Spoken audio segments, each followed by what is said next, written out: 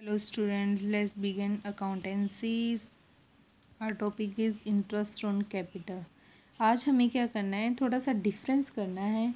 वो डिफरेंस करना बहुत ज़रूरी है क्वेश्चन करने के लिए। देखिए क्या है इसमें कि कुछ केसेस हैं आपके पास, तो अगर वो केसेस होते हैं तो हम जो इंटरेस्ट ऑन कैपिटल है उसको किस तरह से ट्रीट करते हैं।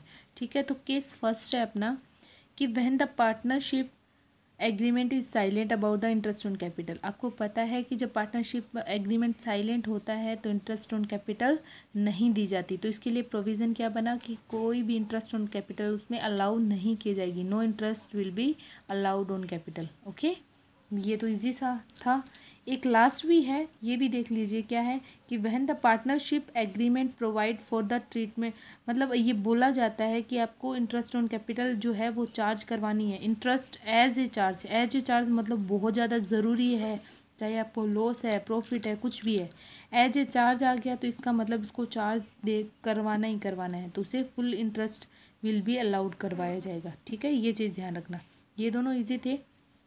बीच में कुछ और आता है, टॉपिक्स ध्यान से देखिए। अब इसने कहा कि when the partnership agreement provide the interest on capital but it is silent in treated interest as a charge और एप्रोप्रिएशन। देखो एग्रीमेंट में क्या है कि पार्टनरशिप एग्रीमेंट तो प्रोवाइड करवाया गया है, लेकिन कुछ ऐसा मेंशन नहीं है कि जो इंटरेस्ट ऑन कैपिटल है वो चार्ज करवाना ज़रूरी है। ठीक है, एज ए चार्ज नहीं बोला गया, ना ही एप्रोप्रिएशन कुछ नहीं बोला, तो इसका मतलब हम अपने तरीके से करेंगे।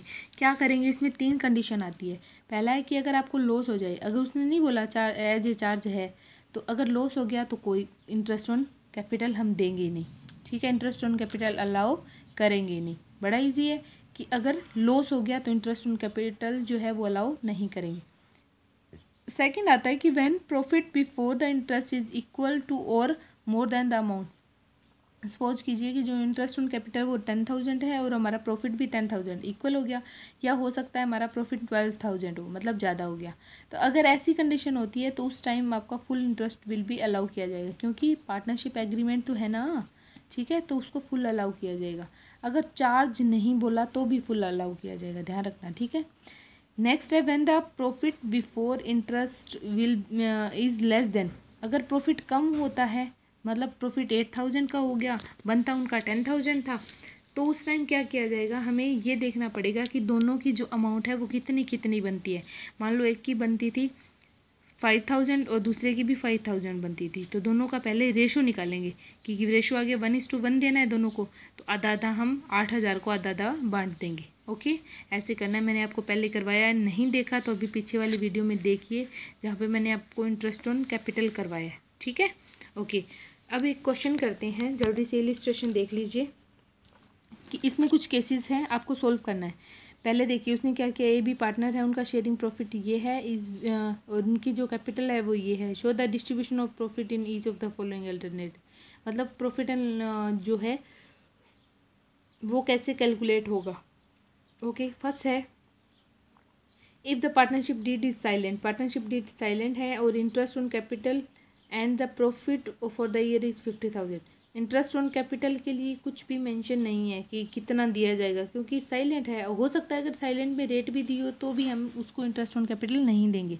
ठीक है, प्रॉफिट इतना है, तो टोटल ये क्या है, प्रॉफिट है, तो हम क्या करेंगे, उनको उस प्रॉफिट को बांट देंगे, क्योंकि इंटरेस्ट ऑन कैपिटल तो देना नहीं है। और इस प्रॉफिट को किस रेशो में बांटेंगे, उनके प्रॉफिट शेयरिंग रेशो में।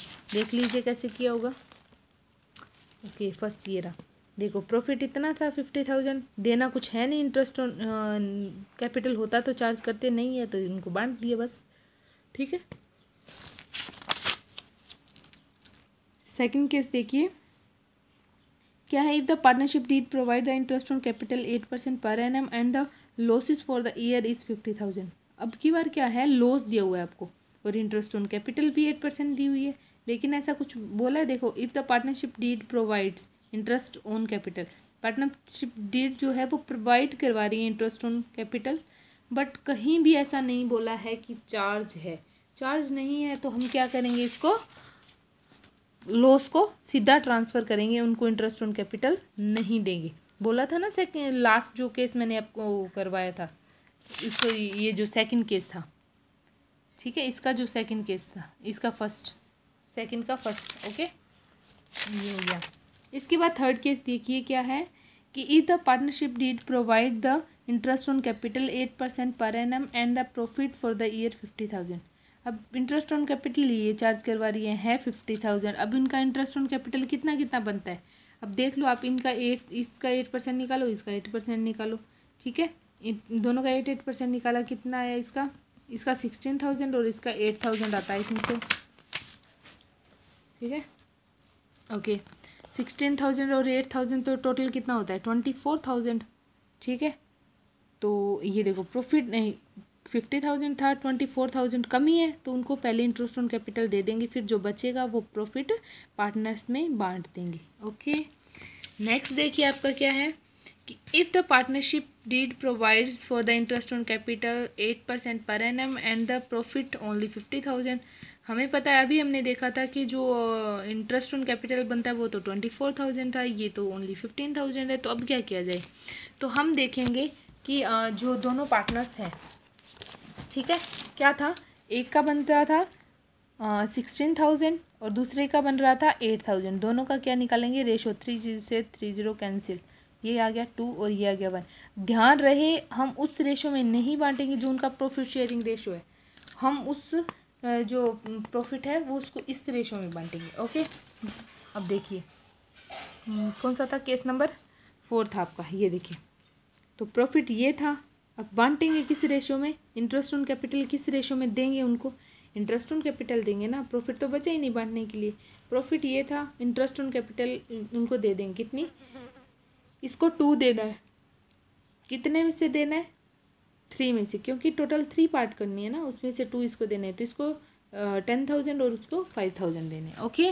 नेक्स्ट आपका पार्ट देखिए, if the partnership deed provide the interest on capital 8% per annum and the it is involve the firm loss and the profit for the year 15,000। अब देखो इसने बोला है कि 8% इंटरेस्ट ऑन कैपिटल देना है per annum even if the involves loss, चाहे उसको लॉस हो जाए, चार्ज नहीं बोला लेकिन ऐसा तो बोला ना कि चाहे उसको लॉस हो जाए, तो हम क्या करेंगे, जितना प्रॉफिट था वो लिखा, और क्या देना है उनको, इंटरेस्ट ऑन कैपिटल देना है, ठीक है, दे दिया दोनों को। 24,000 बनता है, लेकिन हमारा तो 15,000 ही था, कोई बात नहीं, बाकी का लॉस उनकी अकाउंट्स में ट्रांसफ़र कर देंगे, ठीक है। बाकी क्या चला जाएगा उनके अकाउंट्स में, लॉस चला जाएगा, इतना इतना इनको मिल जाएगा, ठीक है। Thank you. अगर कुछ समझ नहीं आता है तो आपको दोबारा पूछना है, ठीक है।